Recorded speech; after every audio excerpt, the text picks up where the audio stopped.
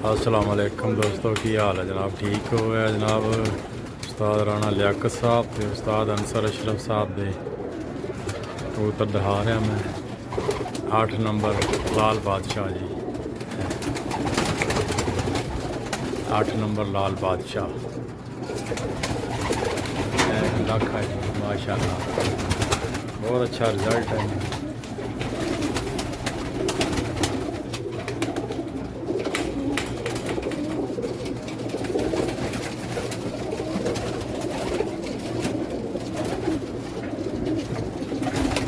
शौक करो माशाल्लाह, लाल बादशाह जूम करके दाम है, क्या बात है। ऐ देखो 8 नंबर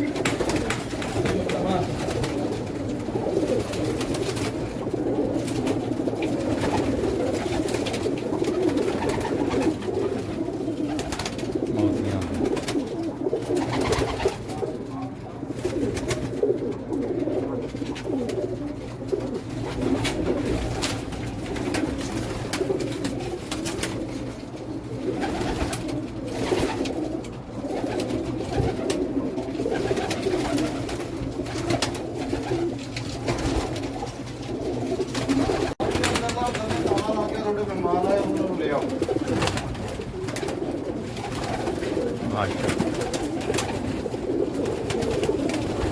लाख लाल बादशाह।